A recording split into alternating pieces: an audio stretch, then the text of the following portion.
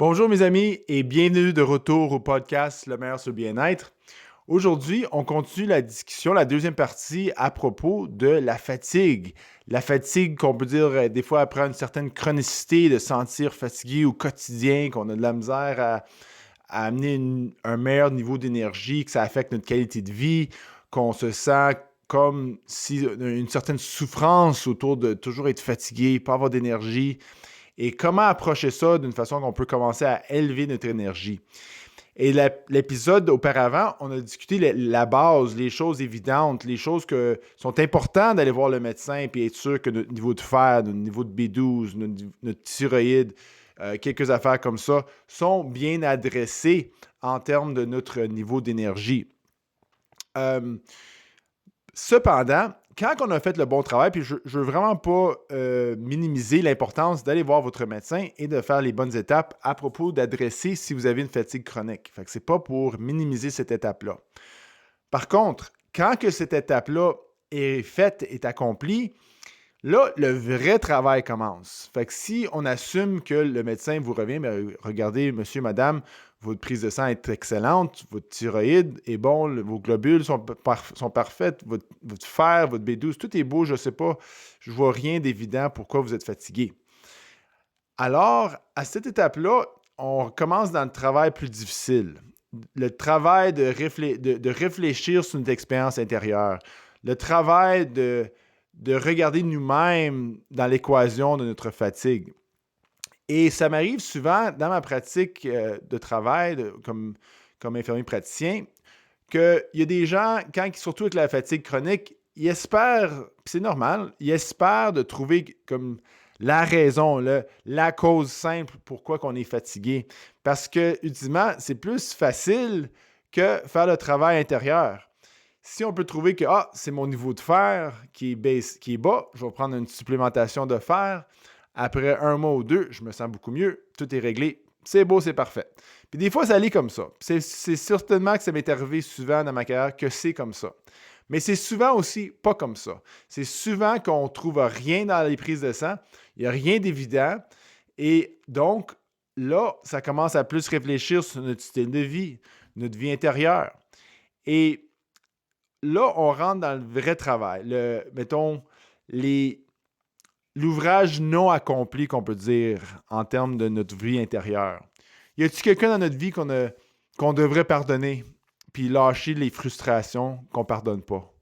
Est-ce qu'il y a un appel téléphonique qu'on devrait faire que ça fait longtemps qu'on ne fait pas, qu'on sait qu'on devrait le faire puis ça vient toujours dans notre tête? Y a-t-il une tâche autour de la maison qui commence à être de plus en plus pressant, qu'on évite, qu'on procrastine? Y a-tu des impôts à régler qu'on ne règle pas puis on les met de côté tout le temps? Fait que, mettons des travails, on va les appeler les travails non accomplis intérieurs, des choses qu'on évite constamment. Puis ces choses-là, avec le temps, accumulent. Puis ça accumule de façon que c'est sous-estimé à quel point que ça peut nous rendre fatigués. Je ne sais pas si vous avez déjà eu l'expérience d'avoir soudainement un, un changement profond. Mettons, quand il y a un pardon qui se passe à l'intérieur, mettons quelqu'un qui vous frustre, quelqu'un que vous avez de la misère à gérer dans votre vie intérieure, que soudainement, il y a un sens de lâcher prise, de pardonner, d'envoyer de l'énergie, de gentillesse et amour, puis on sent une certaine paix qui, auparavant, c'était beaucoup de tension, beaucoup de frustration. Quand c'est converti dans une paix intérieure, il y a énormément d'énergie qui vient de ça. Il y a énormément d'espace, puis quasiment comme prendre une respiration d'air pur soudainement. Puis on se sent plus léger, le cœur est plus léger. Un cœur pesant demande plus d'énergie. Ça nous rend fatigués plus vite. Alors, une chose qu'il ne faut pas oublier, encore une fois, de bien régler les choses physiques, d'être sûr que c'est bien réglé. Il ne faut pas, sous-estimer ça, il faut bien le faire. Mais quand ce travail-là est fait puis on n'a rien trouvé vraiment, c'est important de commencer à faire le travail intérieur et d'adresser l'ouvrage non fini qui se passe en dedans de nous autres. Le pardon, d'arrêter de procrastiner sur une tâche, d'embarquer sur appeler la personne qu'on devrait appeler. Toutes ces petites choses-là, ça commence à ouvrir l'énergie. Il y a peut-être une activité qui ne nous sert plus, il faut qu'on dise non, je ne veux plus faire ça. Ou commencer une nouvelle activité qu'on a peur de commencer, mais ça va on sent une attraction vers une nouvelle chose qu'on devrait faire, mais qu'on ne fait pas. Fait que toutes ces petites choses-là accumulent puis vraiment peuvent avoir un effet sur notre énergie. Ainsi, le stress général. Le stress général est très demandant pour le niveau d'énergie.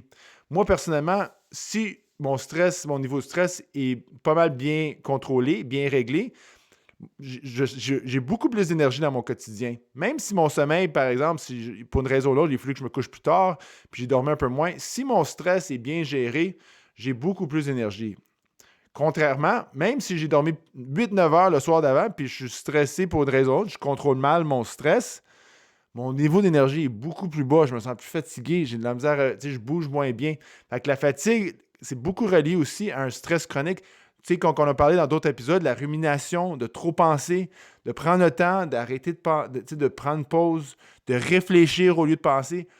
Le travail intérieur, en termes de qu'est-ce qui affecte notre fatigue, c'est de l'ouvrage. C'est de l'ouvrage d'adresser notre ouvrage non fini. Et donc, ça ne veut pas dire que c'est quelque chose de pesant. Tu sais, le pardon, c'est pas facile, mais quand ça prend lieu, c'est extrêmement agréable comme expérience de se sentir élevé d'une nouvelle plaine quasiment d'existence où c'est beaucoup plus... On respire mieux soudainement, on lâche prise, on amène plus d'amour dans notre système, on a plus d'énergie soudainement. Alors, ce travail-là, il ne faut pas l'ignorer que la fatigue est souvent reliée à notre ouvrage intérieur non fini. C'est important de regarder à ça aussi et ça vaut certainement la peine pour qu'on continue d'avancer dans notre bien-être et notre niveau d'énergie. Merci beaucoup tout le monde. On se revoit la prochaine fois.